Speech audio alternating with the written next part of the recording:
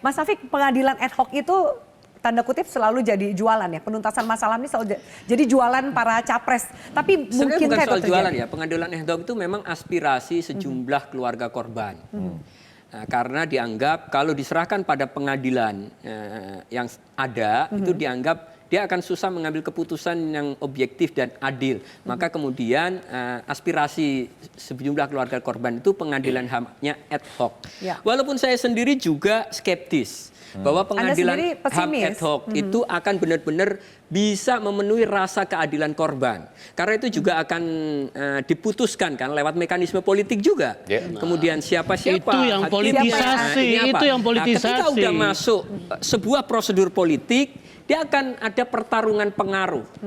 Kita akui hari ini adalah orang-orang yang terkait dengan kasus-kasus pelanggaran HAM berat ini di Indonesia masih lumayan berpengaruh. Jadi orang seperti saya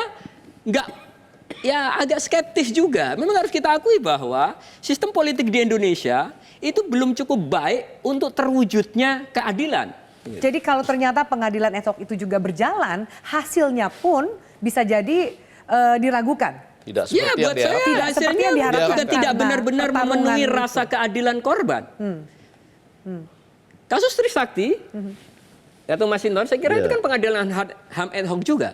Ya yang kena ya prajurit-prajurit yang ini. Level bawah. Iya. Sampai kemudian juga tetap kemudian walaupun sudah diadili, tapi kemudian ada kebijakan untuk rehabilitasi dan kompensasi terhadap korban. Nah itu ada dalam kasus penembakan mahasiswa Trisakti.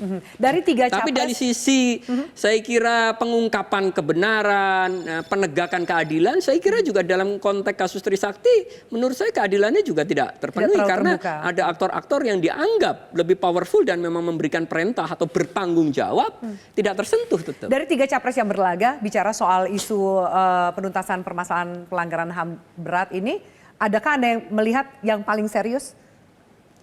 Saya kira tetap kemungkinannya di luar Pak Prabowo, saya kira yang lain mungkin relatif saya kira punya kemungkinan lebih besar untuk memperjuangkan itu. Walaupun juga tidak mudah karena tadi saya katakan menyelesaikan kasus besar selalu tidak mudah karena tadi tersangkut orang-orang yang powerful. Ada bawaan sifat hipokrit juga loh, misalnya ya.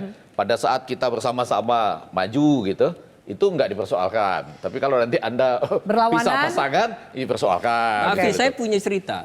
Waktu habis Pilpres 2014 dan saya membantu Pak Jokowi 2014, saya dan sejumlah teman bertamu ke Bu Sumarsih, bapaknya Wawan. Wawan itu salah satu korban Semanggi, teman kami, mahasiswa Atmajaya. Kami bertamu di rumah, ngobrol ini dan tentu teman-teman punya harapan besar bahwa dengan terpilihnya Pak Jokowi, pemerintahan baru yang sipil dan semangatnya nggak punya beban masa lalu terkait kekerasan militer, tentu berharap bahwa kasus misal Semanggi dan yang lain-lain diselesaikan.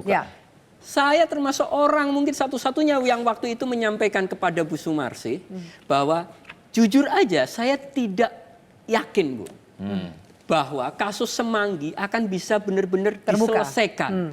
Bukan karena saya tidak percaya Pak Jokowi, tapi karena saya punya pikiran bahwa kasus yang melibatkan orang-orang yang powerful selalu tidak mudah dan kemudian mereka yang berkuasa menghindari resiko bertarung sama orang-orang yang powerful ini. Itu yang saya sebutkan. Jadi ada kepentingan pribadi dan kelompok yang juga dilindungi. Iya, butuh komitmen kuat penyelesaian kasus HAM itu. Oke.